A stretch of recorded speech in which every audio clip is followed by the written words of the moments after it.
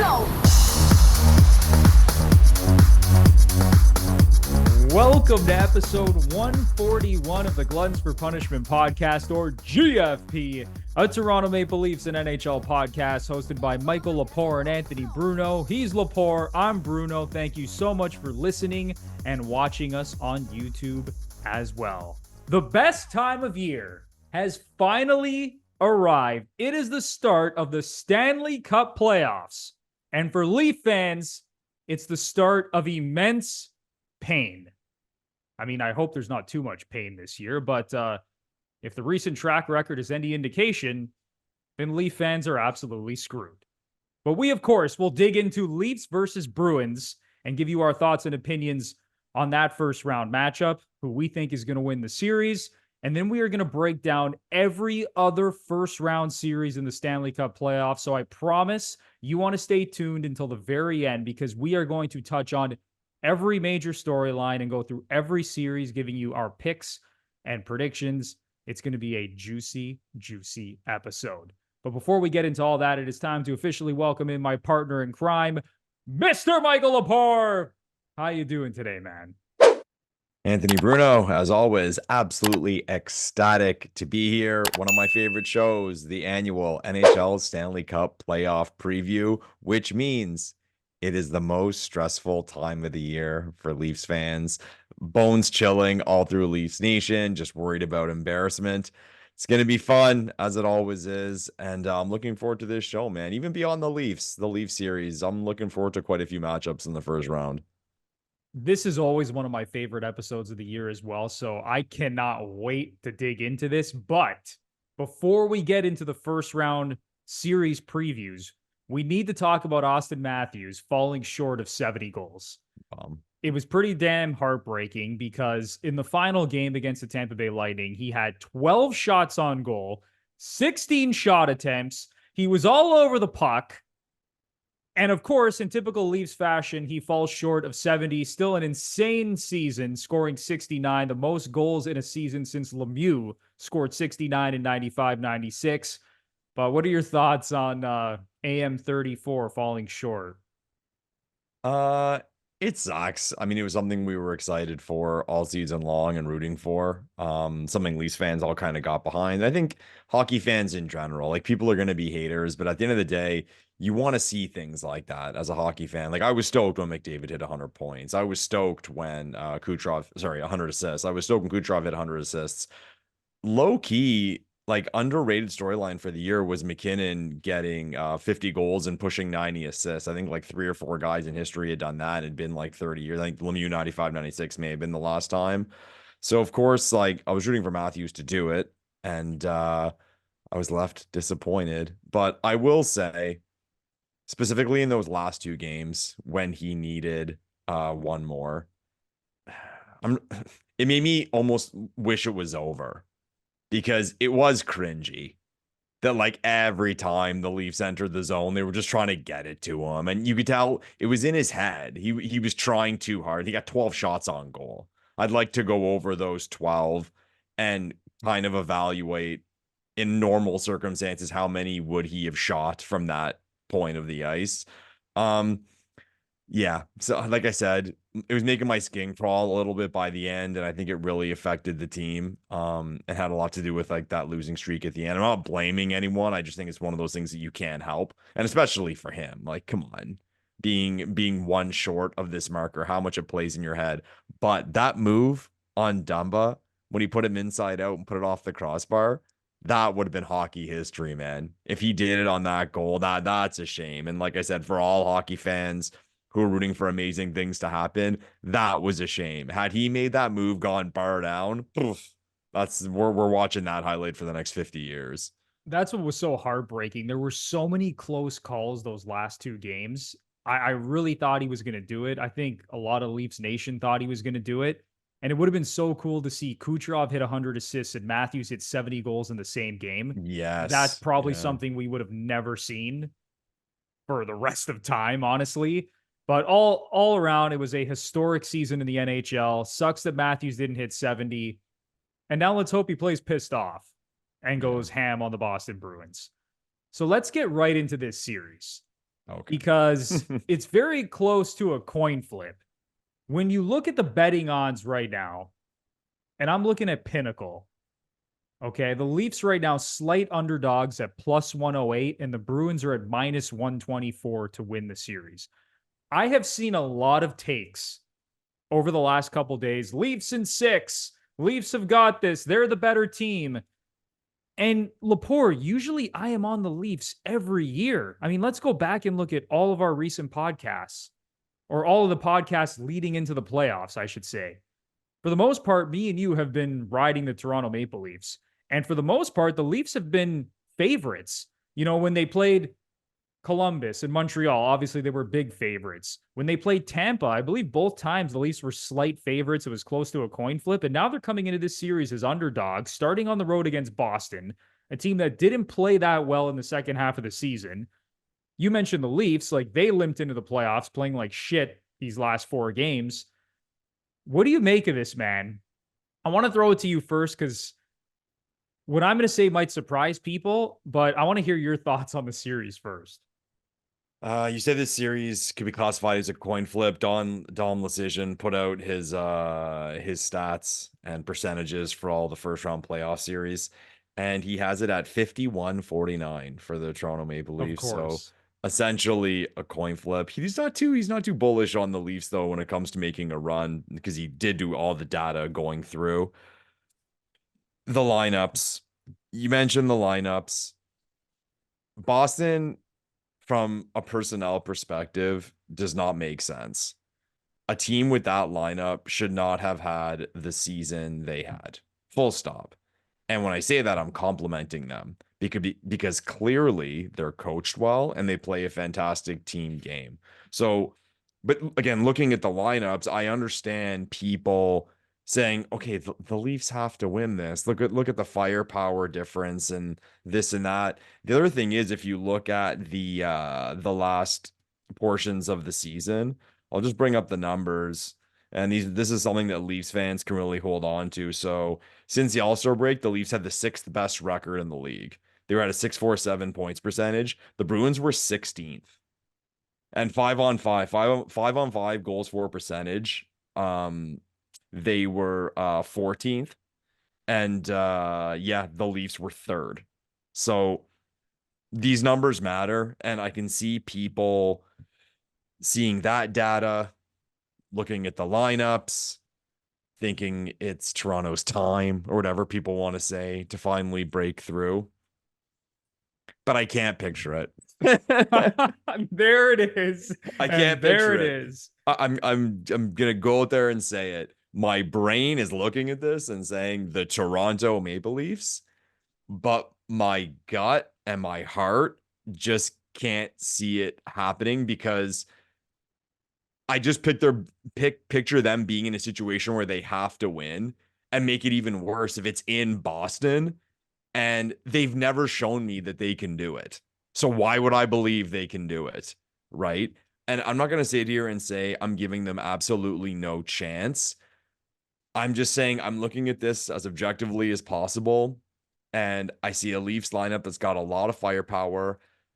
I think the Leafs have had a weird season, and we've had a lot of things that could be our Achilles heel. Like our D could be our Achilles heel. Our goaltending could be our Achilles heel. If we're going to go reverse with it, our power play and penalty kill have been the Achilles heel in previous playoff rounds. I just think there's too many things that can kill us in a series against a team like Boston that is such a unit.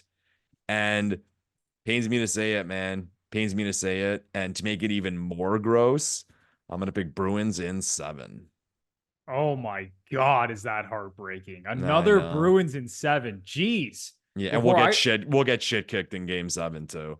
I really thought you were going to take the Leafs because I know that you're a numbers guy, much like myself. And listen, I have a lot of the same takes as you. Like when you look at this on paper, in terms of how both teams have played since the All-Star break, the Leafs have clearly been the better team.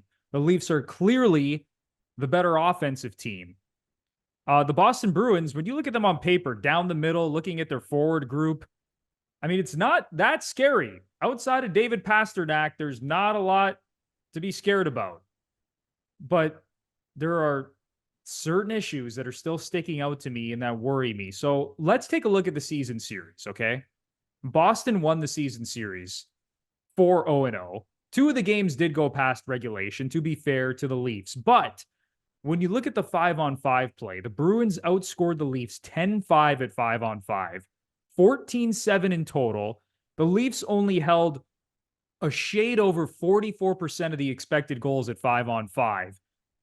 And when I think about this series, it brings up memories of past series where the Leafs come in as a great offensive team, one of the best offensive teams in the league, but for whatever reason, when they face teams like this, a Boston Bruins team that now, I will admit, they aren't as tight defensively as they have been in the past. Like there's been years over the last 3 or 4 when like Bergeron was still here and Krejci and so on and so forth. Like they were way better defensively when those guys were around, especially Bergeron. They're not quite at that same level, but Boston's goaltending is phenomenal. They still know how to lock it down defensively. And I just have this feeling that the Leafs are going to struggle to generate offense, much like they did in those 4 games against Boston in the regular season. The other thing, the Bruins definitely have the edge in net, but Boston had a .949 save percentage against the Leafs in the regular season. That's outrageous. I don't think that's going to continue. That's like Sergei Bobrovsky numbers against the Leafs last year in the playoffs. I don't think Allmark or Swayman are going to play that well. But then when you look at the other side, I have no faith in Ilya Samsonov, how he played down the stretch, despite his overall numbers since coming back from his mental reset. Joseph Wall has not played well. So you definitely give Boston the edge in net. You give Boston the edge defensively. And then even looking at the Leafs defense core, Lepore, like it has just been all over the place throughout the season. Like, do we even know at this point who the best 6-man unit is on defense for the Leafs? No. Like that's another thing that scares me. So even though the Leafs have more firepower offensively, I have a feeling Boston is going to stick to their formula, much like they did in the regular season, keep the Leafs kind of to the outside and make it very difficult for them to generate offense. And another thing, Lepore, correct me if I'm wrong, but pretty much every game between the Leafs and Bruins this year, hasn't it felt like David Pastrnak has been the best player on the ice? Oh, yeah. He's a killer. He kills us every time. And if he is going to outplay Matthews, Marner, Nylander, and John Tavares, then the Leafs are screwed. And also, Lepore, before I throw it back to you, Elliot Friedman sent out a tweet not too long before we started recording that Bobby McMahon and William Nylander are possibilities for game 1. So we knew McMahon was dealing with an injury, but now this Nylander injury has popped up, which would be a colossal nightmare if he doesn't play to start this series. So that's another knock against the Leafs. So again, as much as I think the Leafs kind of have the edge on paper, I don't see it happening either. I think Boston is going to win this series, but either way, whoever advances to the second round, I think both of these teams are going to get knocked out in the second round, whoever advances. Okay. Another stat, Bruno, and this kind of pushes how we're just going on this based on emotion rather than data. Since the All-Star break, the Bruins had the 28th best power play in the National Hockey League. That's terrible. Terrible. And again, you mentioned Pastrnak. How's that possible with that guy loading up from the side? They got to show me. They got to show me. I've said that countless times on the show. And who knows, maybe Saturday night, the Leafs button up. It all comes together. Their forwards go haywire. And as for Nylander, I did see someone make the observation that Yarncroc at practice was on power play 1. And for whatever reason, they acknowledge that as Willie's going to play. Maybe because they just don't see Yarncroc as a possibility to be on PP1. I mean, he just got back, so that's an okay take. But they saw it as good news saying, okay, well, Nylander's going to play if they're using this guy at practice. But I want Nylander to play because I hate to say the word excuse, but I don't want that to be a talking point. I don't want them to lose and the talking point be, well, if Nylander played. No, who cares? Who gives a shit? Win with him, win without him. And let's just throw that out the window. And I hope Willie is obviously hope Willie plays and is healthy. But even just for my sanity, just to not dread and go back to this series and the what ifs. No, I don't want any of that. So we're a Leafs podcast, Bruno, and it sucks. We've been through a lot as a fan base, but we're going to go based on what we know. And I think both of us have watched a lot of hockey in our lives, and a lot of hockey has to do with your gut. It really does. The weird things, how you can just kind of picture things sometimes, or you can't picture things. I have no reason to believe they can do it. I think they'll fight. I think that their talent will take over in some games, especially at home. But over 7 games, I think when there's a game, if there's a game, the Leafs have to win, or the Bruins can't lose. That's where I'm not going to bet on the Leafs. I think that sums it up. Yeah, because based on their track record in all of those clinching games, those high leverage elimination games, the Leafs have not shown up for the most part. They really haven't. You mentioned, people are still maintaining positivity about Nylander playing in game 1. I'll tell you why I'm not. This guy's an Iron Man. Like, he does not miss games. Willie's a beast, man. This dude is in the lineup night in and night out. And for this like mysterious injury to pop up at the 11th hour here before the start of the playoffs, I'm very, very concerned he's not going to play. And if he doesn't play, I'm going to almost say the Leafs have no chance, because even going back to the last 2 or 3 playoff runs, he's been their best player, arguably. Like, he's been able to generate offense by himself when Matthews and Marner have kind of been slowed down by the opposition. I'm not really expecting big things from John Tavares. I don't think he's capable of driving his own line at this point. So if Nylander's out, that's a massive hit. So you said Bruins in 7. I'm going to say the Bruins win in 6. Oh, and again, it's awesome. and it's kind of like, Lepore, it's shocking to me because, like, when I look at this on paper, again, like, even the regular season series, like, it's kind of crazy that Boston won all 4 games. I don't know. I just have a feeling that the offense that we've seen from the Leafs in the regular season, and they were one of the highest scoring teams, I don't think that same stuff is going to be there come playoff time. And we'll see. We'll see. Like, if the Leafs are able to generate consistent offense, they're probably going to win the series. But if Matthews and Marner get off to a slow start, there's not a lot of time and space out there, and Nylander's out, I mean, good luck. Good luck. It's time for a quick break to let you know that this episode is brought to you by Manscaped. Did you know that 1 man every hour, every day is diagnosed with testicular cancer? In fact, testicular cancer is the most common form of cancer among men ages 15 to 35. With April being National Testicular Cancer Awareness Month, our friends over at Manscaped have partnered with the Testicular Cancer Society to help spread awareness for men's health and early cancer detection. Visit manscaped.com/TCS to learn how to check yourself for early signs of cancer. And as always, you can use our exclusive code GFP20 for 20% off and free shipping at manscaped.com. Lepore, it's a great cause. Guys, manscaped.com, read the details, see how you can check yourself out. So next time you grab that lawnmower 5.0 and you're doing your thing, use your other hand, feel around. Maybe you'll find something that you really should get checked out. And the earlier you get this stuff seen, the better it is. As Bruno said, manscaped.com, learn how to do this procedure. Then after that, use the promo code GFP20 for 20% off and free shipping. Fellas, not only do you have to look good, feel good, and play good, you have to check yourself to make sure that your health is in order. It's extremely important. This is a great cause for Manscaped. And as I said, go to manscaped.com/TCS for more details. And as always, you can use our exclusive promo code GFP20 at manscaped.com for 20% off and free shipping. So head over to the website, and I promise you won't be disappointed. It's time for an important message from BetterHelp, a sponsor of today's episode. Sometimes in life, we go through difficult times, whether that's personally, whether that's in a relationship, and your mental health cannot be ignored. And a lot of times, you can't tackle these situations by yourself. You need help. And that's where BetterHelp comes in. They make therapy easier and much less intimidating for a lot of people. BetterHelp lets you have therapy sessions as a phone call, video chat, or even messaging, whatever is most comfortable for you.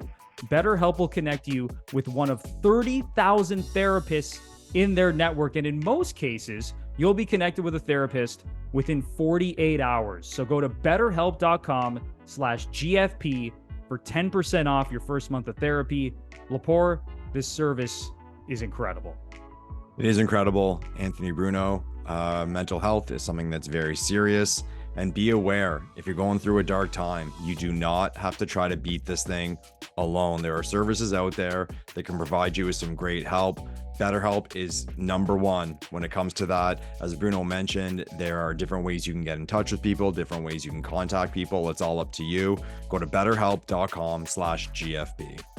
Join 4 million people who have used BetterHelp to live healthier and happier lives. So go to betterhelp.com/GFP for 10% off your first month of therapy to connect with a therapist and see if BetterHelp is right for you. Here's a kind of side topic for this series, okay? Let's say the Leafs win, the Leafs pull it off. Is Jim Montgomery fired?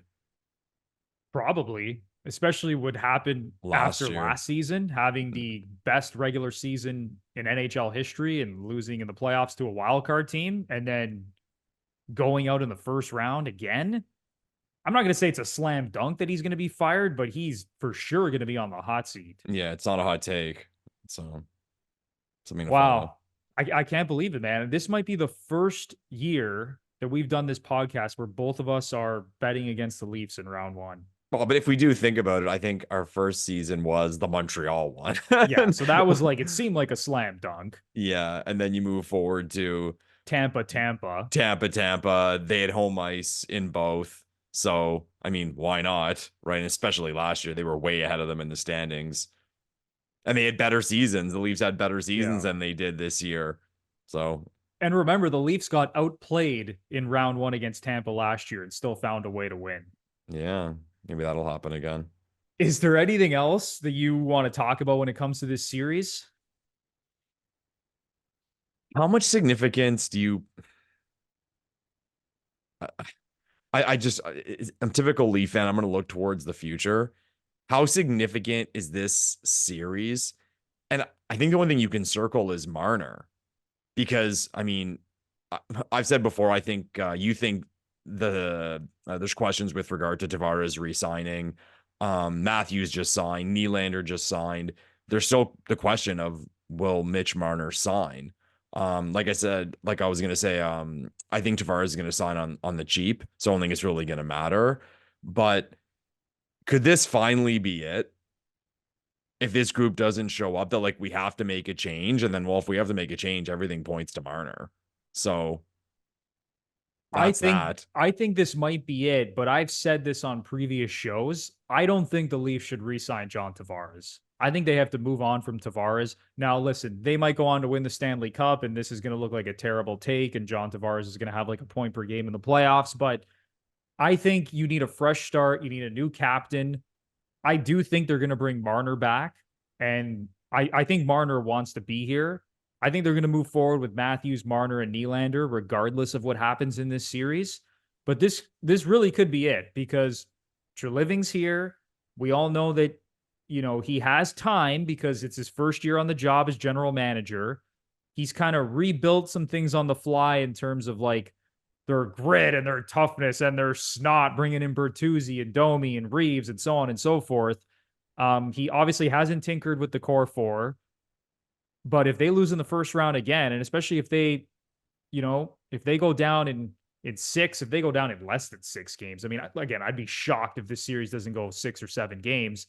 Then I think Treliving has got to do something. I think we've reached the point. Like, we've been saying this every year, Lepore. It's like, this is finally the time that the Leafs are going to break it all up and try something new. But I think this might actually be the time if they lose in the first round again. Or Marner. I mean, Marner's no trade clause kicks in and he can just wait. And then and then nothing's decided and we're just waiting till next offseason. Fun. Man, it's about to be the start of a very stressful week and a half for Toronto, for the Leafs and their fan base. And I'm not really looking forward to this, Lepore. Like, I don't even know if I'm going to enjoy watching the playoffs because I just sit there and I'm just like, there's like a knot in my stomach all the time.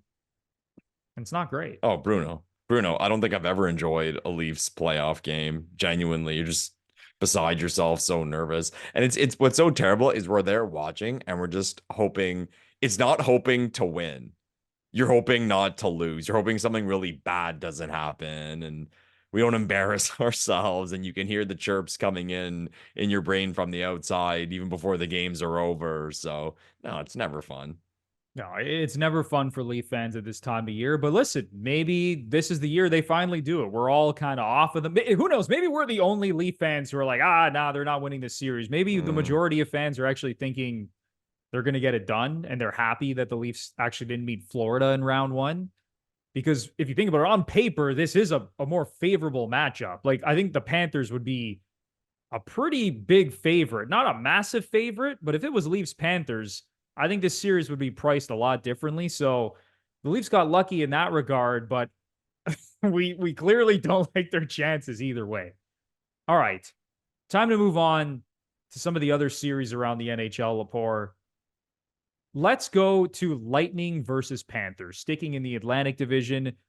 The Lightning opened as plus 140 underdogs, and more money is coming in on the Panthers. So now the Lightning, at the time of recording, are plus 161 to win the series. Wow. The Panthers minus 185. How do you feel about the series? I'm interested to hear your take because I know that you've been pretty bullish on this Lightning team. Yeah. I'm not shy about it. I love that Lightning team. I think they can do it all. I think they can play different styles and beat you any way they need to beat you. They have the goalie. They have the number one stud D-man. They can score a fuck ton of goals. But Florida's Florida. And I understand why they're the favorites, especially with home ice. But I will say it. I'm really looking forward to this series because I think it's a pretty good clash. Like in certain series, you break down and you kind of know, okay, well, like Toronto's gonna have to outscore Boston, and for Boston to win, they're gonna have to shut things down. Or you look at another series and it's okay, well, McDavid and Draisaitl will have to go haywire, or this team's goalie has to play unbelievable. It's pretty easy to see the way the series is gonna go either way. With this one, I don't know. Could we see a high scoring series, a low scoring series, a goalie battle? I don't know. So I'm really excited for the Florida Tampa matchup. And I just hope, I hope they really push it, the whole Battle of Florida thing for what it's worth. I don't know how big that'll be within the population of the state of Florida, but it's fun. But I'm going to say it. I got Lightning in 7. Wow. That's how I see it. I think that Lightning team low-key had a really good season. And you even go back to what they dealt with at the start with their injuries and cruise right through it. Stamkos had like the quietest 40-goal season ever. And maybe that happens because someone scored 69. I almost said 70. But yeah, it's going to be a great series. I think it's going to go long. I think it's going to be ugly, which I'm very excited about. I think it's going to be violent. But I think the Lightning pull through. And that's the other thing. It's just the Lightning are that team, and you can credit the experience. You can credit the DNA and how they've won before. But it's almost the opposite of how I feel about Toronto in a situation where they have to win. Let's say it's game 7. I'll put it this way. What's more likely? Both series go 7. Toronto wins in Boston, or Tampa wins in Florida.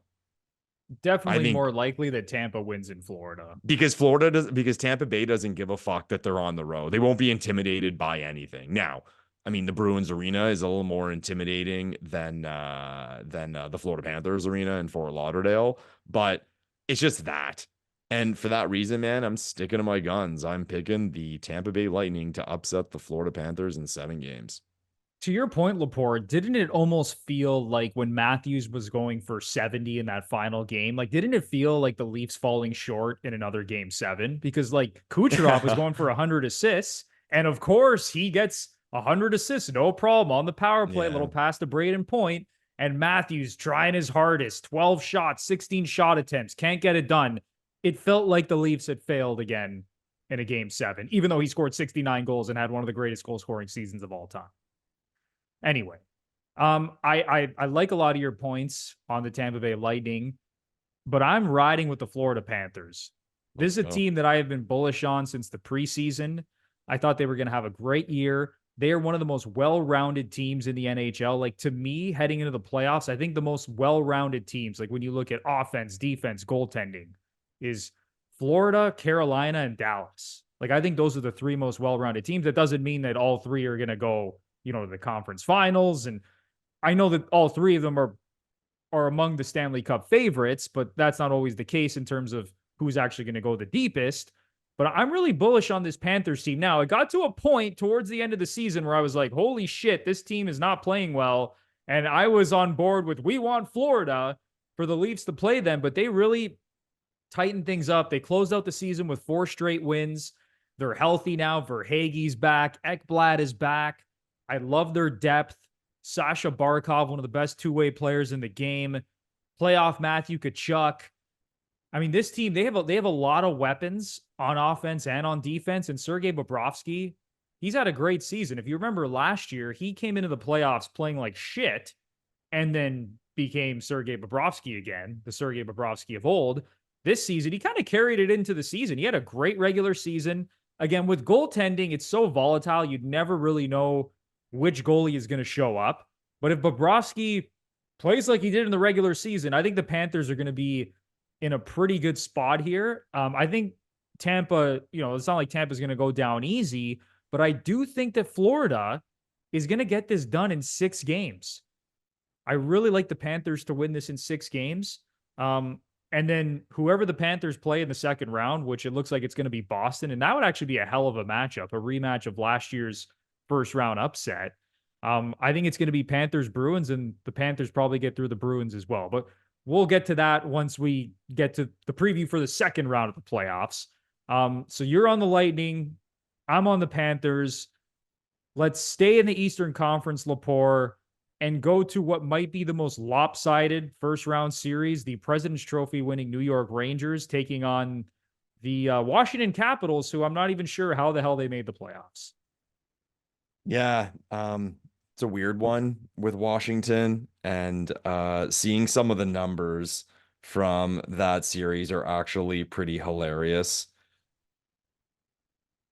Hockey's funny how it can work and how a team can be so bad but still somehow put up a winning record, and the Capitals were like the poster boys for that. I forget how many times someone pulled up the stat on how many 1-goal games they won. Like, they were excellent, obviously, in 1-goal games, but I think it was in a third of their games they lost by 3 or more. How? That's insane. It was like in 24 games they lost by 3 or more. That's a bad team. And for them to get in, I don't know. Like, I think there's a couple series here that there's not much to talk about because they're so lopsided. I think they get steamrolled. I think it is going to be, I'll say Rangers in 5. I'll just put that out there. I'll give the Caps 1 game at home, but if this is a sweep, I won't be surprised. And if this is kind of an ugly series, I wouldn't be surprised either if games get out of hand. There are 2 stats that stick out to me like a sore thumb in this series. So first of all, the Washington Capitals have a minus 37 goal differential. Yeah. They are terrible. But on the other side of things, this might be even more shocking. The Rangers won the President's Trophy, but when you look at their 5-on-5 numbers, they aren't good. Lepore, the Rangers had a +1 goal differential at 5-on-5 this year. Can you believe that? +1. And they won the President's Trophy. Things. So they had a really good power play. Their special teams are good. Now, I'm not saying the Capitals are going to make this a series, but what's also interesting, when you look at the season series between these 2 teams, the Capitals actually outscored the Rangers 9-8 at 5-on-5. It was 9-9 total in goals. The Rangers, but the season series was even. It was 2-2-0. The Caps actually held just over 50% of the expected goals at 5-on-5. So there's kind of some like surprising numbers here. Now, in saying all that, even though the numbers are telling me that this could actually low-key be a close series, I'm in full agreement with you, Lepore. Like, I think once the Rangers get rolling in this series, it's going to be over. And I'm right there with you. I think the Rangers probably win this series in 5 games because I think the Islanders suck. Or the Islanders. I think the Capitals stink. Yeah, speaking of teams that suck. Yeah, but I found the numbers, Bruno. So, and this is almost shocking on the other. This is almost incredible, or it is incredible on the other end. The Capitals in 1-goal games went 22-11. Holy cow. Like, talk about getting the bounces. In games that were decided by 2 or more goals, they were 20-29. And in games decided by 3 or more goals, they were 12-24. Oh my goodness. So they get killed on the reg. No, it's crazy. Despite what the numbers might say, I think we're both in agreement here that the Rangers steamroll this team. Maybe Ovechkin gets hot in one game, scores a couple goals. They take one game, but this is a good Rangers team. Now, I'm not as bullish on the Rangers as I am some of the other top teams in the NHL, but I would be stunned if they don't get through this series as just monster favorites, okay? Like, when you look at the betting odds for this series, it's actually like pretty shocking. The Rangers minus 435 favorites. So yeah, that's expected. That's expected. And speaking of massive favorites, Lepore, the last first round series in the Eastern Conference, Hurricanes and Islanders. It's much of the same when you look at the betting odds right now on Pinnacle. The Hurricanes are minus 403 favorites, so not as heavy favorites as the Rangers are against the Capitals. But the thing with the Islanders, man, they've been pretty hot down the stretch. They've won 9 of their last 11 games. It looks like Semyon Varlamov is going to get the start in game 1. He's been the better goalie, even though he was the backup for most of the season. Is there any chance that the Islanders can keep it close against this wagon of a Hurricanes team? Yeah, I touched on earlier how how certain series are going to go if a certain team wins. Sorokin has to play lights out, unbelievable, for them to stand a chance in this series. You mentioned the Islanders getting hot, and that old thing of playing a team that's coming in hot can be a nightmare. I just look across to Carolina and see the team that was the best team in the league during the second half of the season. Like, they went on an absolute tear. Gensel fit in so nicely there. Unreal. As much as I hate to say it, because I got some how do I put this? I got a little bit of heart for the Islanders. I mean, they got a great building. Their fans stayed loyal. I mean, I like Sorokin. Anders Lee, my boy, played hockey at Notre Dame, so I always root for him. And the Patrick Waugh thing is going to be fun. So I'll give them a fighting chance, but I'll say Hurricanes in 6. God, once again, I have literally the exact same prediction as you. I think the Hurricanes are clearly one of the best teams in the NHL. There's a reason why they are actually the betting favorite right now to win the Stanley Cup. When you look at Pinnacle, now, depending on what sportsbook you look at, it could change. Some books have even like the Oilers as the betting favorite. I mean, go down the list. I mean, there's like 4 teams that are pretty close. Like, you have Hurricanes, Panthers, Oilers, Avalanche, even the Rangers and Stars. They're all kind of like jumbled together at the top of the betting board when you're looking at Stanley Cup futures. But I would be absolutely stunned if this Hurricanes team falls short in round 1. This is a Hurricanes team that has made a lot of deep playoff runs. They just have not been able to get past that final hurdle and win the Stanley Cup. And their problem over the last number of years is that they don't have that high-end offensive talent.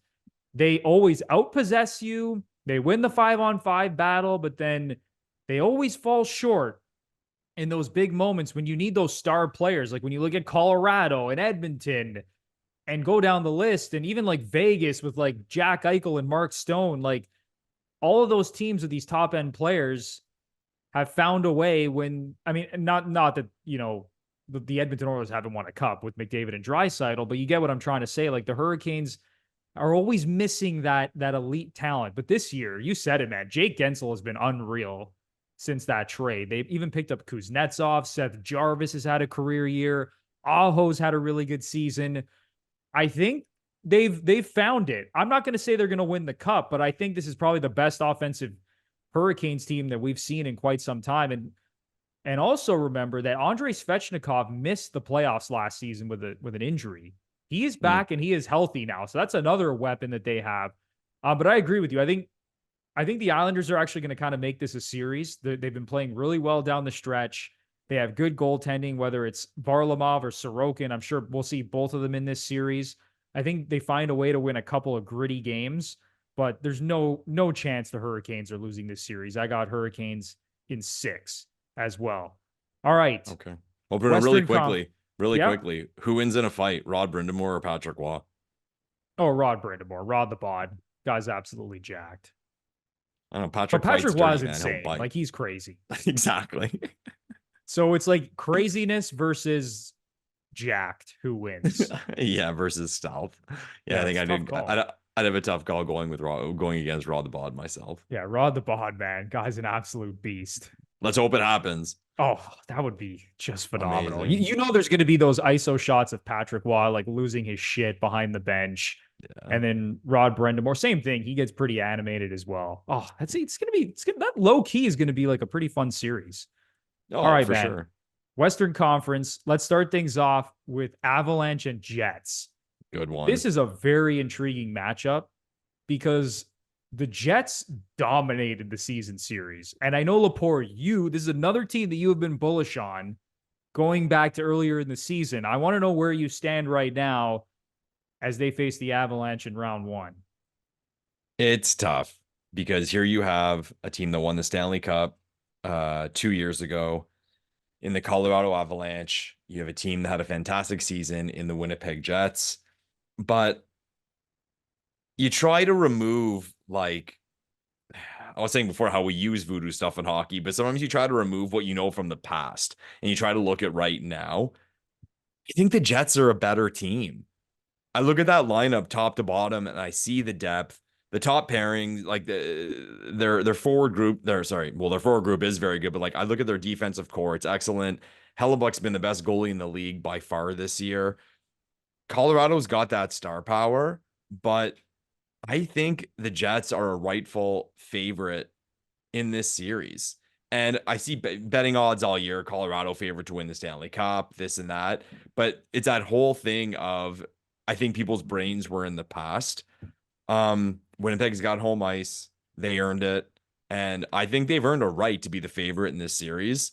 And I will pick the Jets. I'll pick the Jets to win this series in 6 and knock out the Colorado Avalanche. Wow, that's pretty bold, even though they are the favorites. Wow, you got Jets in 6. And listen, when you look at the season series, it's hard to disagree. Like, the Jets dominated the season series. They went 3-0 against the Avalanche, won all 3 games in regulation, outscored them 17-4 and 12-3 at 5-on-5. But Lepore, this almost... Now, it's kind of the opposite, but it is kind of the same as the Leafs Bruins series. Because even though, like, on paper, you know, the Jets, you would think, should win, I just have a hard time betting against the star talent of the Colorado Avalanche. Playoff Nathan McKinnon is an animal. Mikko Rantanen, Cale Makar. They have a little bit more depth this season. Like, when the Avalanche went into the playoffs last season and lost in the first round to Seattle, they had no depth behind the top guys. But, like, Jonathan Drouin is playing pretty well. They have Casey Middlestat now. Their goaltending is a little bit of a question mark. Obviously, the Jets have the edge in goal with Connor Hellebuck. He's probably going to win the Vezina Trophy. The Jets, this is a classic, very good defensive team against a great offensive team in the Colorado Avalanche. But I'm rolling with the Avalanche, man. And this is another series where I don't think I've picked a single series to go 7 games. This is another one. I think the experience, the star power, and the offensive pedigree of the Avalanche is going to win them this series in 6 games. Okay. So I have the Avalanche in 6, and you have the Jets in 6. I love it. You know what? Sorry, my brain wasn't working there, baby brain. I meant to say Jets in 7 because I meant okay. I'll let you switch. They'll win on home ice, but I'll skew Bruno picking Colorado. Georgiev, man. Yeah, he's had a rough season. Terrible, especially lately, terrible. And what I said before about the Jets D, it kind of came out wrong. Everyone knows you look at their personnel on the back end and fireworks aren't going off. I mean, Morrissey's amazing, but you see guys like DeMello and Pionk, but then and they're good players, but you watch them and it's similar to that Bruins thing where they're just all in sync and you're never afraid. They made that insane run of games where they didn't allow more than, was it 2 goals? They went like 40 something games, 50 something games. I like the Jets, man. I like the Jets. And I'm partly trying to be a sort of contrarian on these picks. So to have a little fun. But I like that team. I think it's their time. I think on home ice, that place is going to be a riot. I think they have a point to prove. Let's do it. Winnipeg, 7 games at home. The other thing in Winnipeg's favor, they were red hot to close out the season. Yeah. They finished the year with 8 straight wins. That's really impressive. But, and I'll say this about Hellebuyck, like I get how great he is and how good the Jets are defensively, but when you're going up against Nathan McKinnon night in and night out and Rantanen and Makar, I think it's still going to be tough sledding for Connor Hellebuyck. It's going to be tough for any goalie in that spot when you're going up against the Hart Trophy winner and all of these absolute studs on the offensive side of the puck for the Avalanche. So even though the Jets are great defensively and Hellebuck's had a great year, I think it's still going to be a pretty tough series for them. And I'm taking offense over defense in this case. So I love that me and you are on the opposite side of things here. All right, Lepore. Moving on to the next series now. This is pretty intriguing as well. Golden Knights versus Stars. Of course, Vegas, perfectly healthy, right in the nick of time as per usual, going up against the Dallas team, where, as I said a little earlier in the show, I think they're one of the most well-rounded teams in the league. They're right up there with Carolina and Florida. But how do you see this one playing out? Oof. I can't get past. A lot of people are picking Vegas because of things you mentioned. And again, going back, we've seen them win before. But with Dallas, I can't get past their balance. Nine guys with 50 points. Like, again, underrated storyline for the season to have 9 guys with 50 points. Unreal. And I'm going to say, man, like, I don't know how many Dallas Stars games you watch, Bruno, but I've made a point to watch them quite a bit this year. That Thomas Harley kid is friggin' good. He is a very good player. If he played in a Canadian market, people would be screaming, oh, this guy's going to win a Norris trophy. And maybe that's buzz in the Southern US among hockey fans. But I feel like he hasn't got the credit he deserves among the Canadian media. I like Ottinger. I'm going different here, man. I got Dallas. I got Dallas to win this series in 6 games. I really do. And everyone's pumping Hurdle coming back, Stone coming back. It worked last time. We don't know what kind of form they're going to be in. Vegas had a weird season, but let's get right into it, Bruno, because it's funny how I just picked Dallas to win this series, but I think we would all admit, based on matchups, the Oilers caught a break. Absolutely, they caught getting the Kings instead of the Knights. Okay. So I was tuned into that game last night and I went to bed and it was still 0-0, but the shots were like 10-1 Vegas. I'm like, hey, they're putting it to them. They end up losing 4-1. Okay. We just agreed that the Oilers would rather a matchup with the Kings. Are the Knights happier with Dallas than Edmonton? Maybe, because I think all of these teams are scared of McDavid and Draisaitl, to be honest with you. Whereas Dallas, they have the balance. I completely agree with you. Like, when you go look at their top 9, it's like, holy shit, they have a ton of depth. Yeah, you know everyone. But they're another team kind of like Carolina, where the top end of their roster, it's good, but it's not quite elite to the level of like, oh, they have like Hart Trophy candidates on the first line. Like Jason Robertson, great player, but he didn't have quite as good of a season as he did last year. I get it. Rupe Hintz and Pavelski, they're all good players, but not quite as great. And Dallas had a great year when you look at possession numbers, 5-on-5, goals per game. They were great, but they don't scare you as much as probably McDavid and Draisaitl do. But listen, Lepore, I think you made a lot of great points. I'm also on Dallas. Nice. I am not riding with Vegas. I don't like what I saw from them this year in terms of their possession numbers, 5-on-5. I think they took a step back. I know Stone is healthy now, and who knows, maybe a healthy Vegas is going to flip the switch here, but they're running into a very good Dallas Stars team, and I completely agree with you. I think Dallas is going to win the series in 6 games. Yeah, that's a psycho building in the playoffs. I want to go to a playoff game in Dallas. They just love sports in Texas, man. You see these people, and this sounds kind of what's the word I'm looking for? Almost kind of rude or disrespectful, but they pan the crowd in Dallas, and you can tell some of these people aren't hockey fans. They're just there for a fucking riot and cheer on their hometown team. You nailed it, man. Which is nuts. Which is amazing. I love it. I like Dallas in this series, man. And they need to make up for the Dallas Cowboys, who are just like the Toronto Maple Leafs, and every year just let down their fan base. So Dallas, they got a lot riding on this playoff run for that city. Although, listen, the Dallas Mavericks, they've had success. That's true.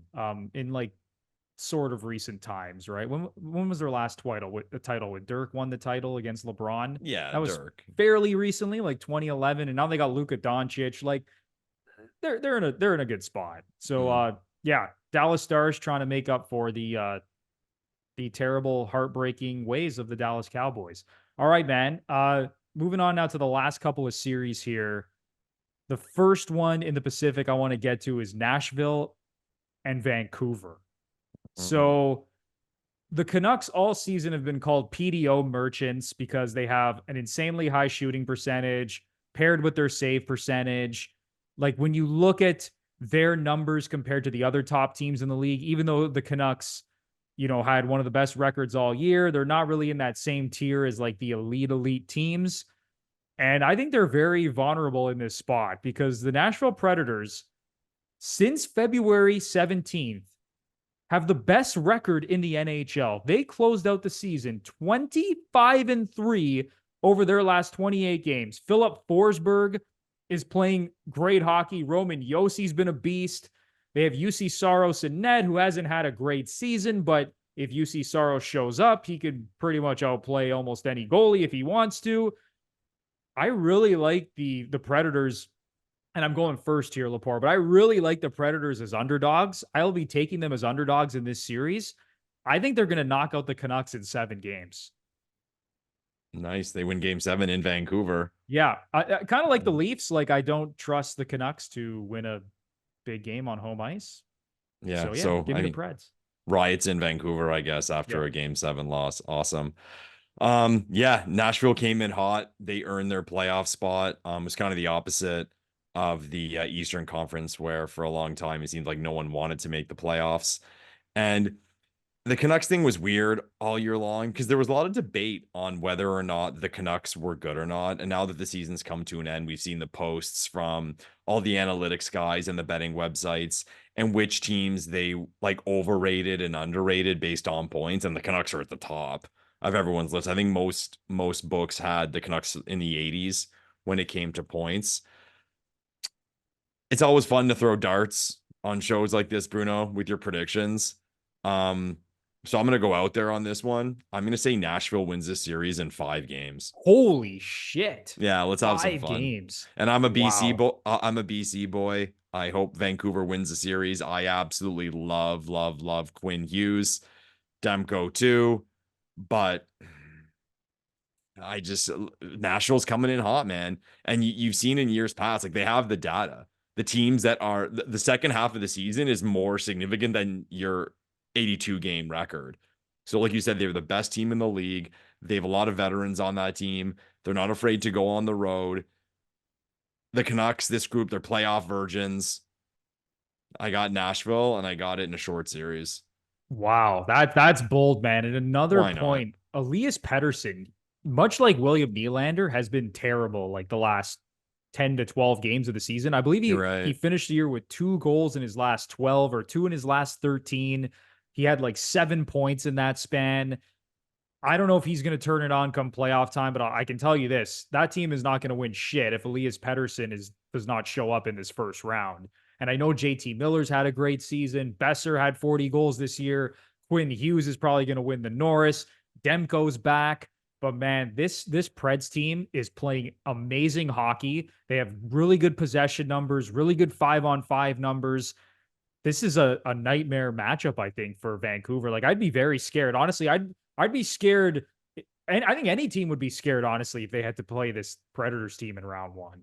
Yeah, it's a funny year how the matchups have kind of aligned. There's a lot of like lack of reward for finishing high in the standings because a lot of good teams didn't have their best seasons, and there's certain teams that are just like their timing's been good, like Nashville. So like I'm really looking forward to this first round. Here I said, okay, I'm picking Nashville in 5. I can see Vancouver winning the series. I think there's only 2 series that I can look at and be like, wow, I'd be shocked. And that's the Islanders and the Caps Yeah, if they won. 100%. And everyone would agree with that. So all in all, I'm really looking forward to these playoffs. And I think I think this series is kind of like a microcosm of everything we're going to see, where you don't have a whole lot of idea of what's going to happen, and it could go really good or really bad either way. But like I said, I'll have some fun and I'll stick to the Predators in 5. And I mentioned before, Dallas is building. Nashville, Smashville, man. Everyone I've ever spoken to who's been to a game in Nashville says it's an absolute fucking riot. It is a riot. It's like going to a college football game. They're there all day. They're there early. They're partying. They're loud. It intimidates teams. And again, you're dealing with a team that's never really been to the playoffs before. So I'm pretty confident in that pick. Like, I hope I'm wrong again, being from BC, but I got to pick Nashville. That's a dangerous team and a dangerous building to play in. So we're both on the Preds. And now, last but not least, the Edmonton Oilers are taking on the LA Kings for the 3rd year in a row in the first round of the playoffs. Now, the beginning of the season, I said that the Oilers were a complete train wreck, a disaster. They started 2-9-1. Now, a lot of that start was due to horrific goaltending from Stuart Skinner and Jack Campbell, because their 5-on-5 numbers have remained around the top of the league for pretty much the entire season. As you said, Lepore, I think the Oilers really caught a break here. Even though I kind of shit on Vegas and said they're not as good this year, I think if you asked anyone on that Oilers team, they'd probably rather play the Kings in round 1 than Vegas in round 1. I think the Oilers get through this series a lot more comfortably than they have in past years against the LA Kings. Screw it. I'll just give my prediction first. I think the Oilers are just the better team across the board. Now, am I a little bit scared about the goaltending? Sure. But listen, last year we saw Aiden Hill take on Bobrovsky in the Stanley Cup final. I think it's very hard to pin down which goalies are going to show up and who's going to play well. Stuart Skinner is clearly not elite. He's not a top tier goaltender. But he's certainly good enough to get past the LA Kings in round 1. I have the Oilers getting past the Kings in 6 games. Nice. The Gretzky series, Oilers versus Kings, always fun. The Kings are a weird team. I think there was a lot of debate on that team throughout the year on how good they were or were not. The whole story with PLD just being a weird pickup for them, and whether or not that was a good trade. I think most people would agree at this point that it wasn't a good trade. But LA kind of does that. It's like that big market thing, kind of like the Leafs or the Knicks or the Cowboys, where they make these splashes and it gives the fans something to talk about. I just think Edmonton is too dialed in. Again, the record since they had that horrific start, and they fell short. Those who watch the show know that I predicted the Oilers to catch Vancouver, and it got questionable there. Very close there. It got I was rooting for it because I wanted to be able to brag on the show and replay it for everyone. But I just think it's a bad matchup for the Kings as much as I think it's a good matchup for the Oilers. And I'm going to say it's 4 games. So I'm going to say Edmonton sweeps it. Again, Bruno, let's have some fun, man. Let's have some fun. 4 games. I've been a little bit conservative. A lot of these series I've picked in 6, 1 in 5, 1 in 7. Wow. Oilers in 4. I love that call. You're almost convincing me to completely change mine to Oilers in 4. You know what, But man? This is how I see it. We got a show here. We're recorded. You might as well say something that if you're right, you look amazing. If you're wrong, who oh, cares? oh, But Laporte, if you're right, you look amazing. then we're gonna clip this out. We're gonna post it all over social media if the Oilers sweep the Kings. But no, I think the Oilers are dialed in as well. I think you nailed it. They're a great 5-on-5 team. They have a great power play. McDavid and Draisaitl, we've seen what they've done in the playoffs. I'm sure they're going to dominate as they usually do. Zach Hyman coming off an amazing season. And you know what? His first year in Edmonton, he had a really good playoff run. So he's another guy I think will show up in the playoffs. We'll see what they get out of like Evander Kane and some of their other secondary guys like Ryan Nugent Hopkins, but Evan Bouchard, like that power play, man, it's such a weapon. And in the playoffs, like I get it, like the whistles kind of go away a little bit, and you got to be a little bit more dialed in 5-on-5. But when you do get those power play opportunities, especially early in the series, like the whistles tend to go away later in the series. That's when Edmonton usually feasts. Like that power play is terrifying. And I know they didn't finish as the number one power play in the league, but I still view them as the most dangerous power play in hockey.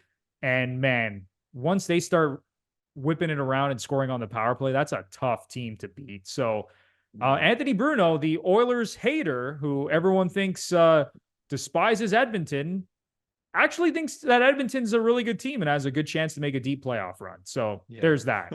All right, Lepore, before we wrap up the podcast, pick a team right now, and it might change as we go along. Who's your pick to win the Stanley Cup as of right now? Oh, jeez. Win the Stanley Cup. I think it's hard this year, man. Oof.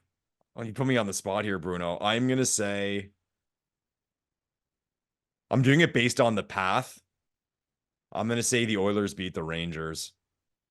Wow. I was not expecting that. Yeah. Jeez. If you would have asked me an hour ago, I probably would have had a different answer, and I'll change by the time this gets posted. But I think the Oilers caught a break in avoiding Vegas. Not that I would 100% would have picked Vegas against them, but I just think looking at it that the Oilers are like the Oilers. It'll be shocking if they don't beat Los Angeles, and then they're going to get the winner of Vancouver, Nashville. That's really disappointing if they're not in the conference final. That's how I see it. So I'll pick them.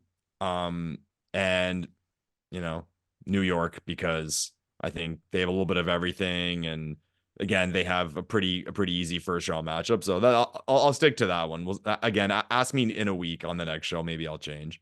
No. I mean, I like that pick. I think the Oilers are going to go deep as well, because as you said, if they get past the Kings, they're going to be favorites against either Nashville or Vancouver. And maybe things get interesting if Nashville knocks out Vancouver, and then they're the hot underdog team and they go up against Edmonton. Florida Who knows? Panthers. But no, I like the Oilers as well, man, in the West. Like I said this, I want to say a couple of months ago, like I was on Panthers Oilers at the Stanley Cup final. I'm going to stick with that as of right now, because I think the Panthers have a pretty nice runway as well, at least to the conference final. Because as I said, whether it's the Leafs or the Bruins who get through, I think the Panthers beat either of them. And I think they're going to beat Tampa in round one. So I'm going to say that the Florida Panthers win the Stanley Cup. And who knows? I mean, this might age terribly for both of us. And maybe like Colorado is going to win the cup again. But screw it, man. I got Florida. You got Edmonton. I think this was a really good show, man. Is there anything else you want to get off your chest before we wrap things up? Really quickly on the whole Oilers and their run. Again, so interesting how much fun you can have when you look ahead. If you're Edmonton and you get past LA, if Nashville can get past Vancouver, that's scary. I think you're on pins and needles if you're the Oilers playing Nashville. If you're Edmonton, you 100% want Vancouver, and I can already hear people screaming, talking about how earlier in the season Vancouver punched Edmonton in the mouth a few times. But I just think, man, you get a Nashville team that's been red hot the second half, knocks off a high seed in Vancouver. Again, I'll touch on the building again. I don't think you want anything to do with that. So here I am after picking the Oilers to win the Stanley Cup. I'm pointing out teams they don't want to face in the second round. But it's the playoffs, man. It's fun to do that and seeing what could happen, how things can unfold. No, I think this is going to be an amazing Stanley Cup playoffs. And I feel like I say the same thing every year, and it's like it's so tough to pick who's actually going to get through. But this really does seem like a year where there's like just a handful of teams that could easily win the Stanley Cup. Yeah. More than a handful, really. So no, I'm really excited. Leafs Bruins game 1 Saturday night in Boston. Buckle up, Leaf fans. I hope we're both wrong, Lepore. I hope the Leafs find a way to win, obviously, as do you. But we both don't feel great, but we will still be sitting there watching our team on pins and needles. So fun times, really fun times. Yeah. All right, that is going to do it for episode 141 of the Gluttons For Punishment Podcast, or GFP, a Toronto Maple Leafs and NHL podcast hosted by Michael Lepore and Anthony Bruno. If you're a longtime listener, first-time listener, and you're tuning in today and you really enjoyed the show, it would be amazing if you give us a 5-star rating and review on either Apple or Spotify. And if you're watching us on YouTube and you really enjoyed the content, it would be a huge help if you smash the like button, subscribe to the channel, ring the notification bell down below so you know exactly when the GFP podcast is posting some new content. And while you're at it, give us your predictions in the comments. We want to know who's winning every series, who's winning the Stanley Cup. Would love to see your predictions. It's going to be a good one. So enjoy the start of the Stanley Cup playoffs. Enjoy Leafs Bruins. Me and Lepore will be here along the way. Go Leafs, go, even though we're all scared of getting hurt again. But until the next one, enjoy the hockey, and we will chat very, very soon. Thanks, everyone.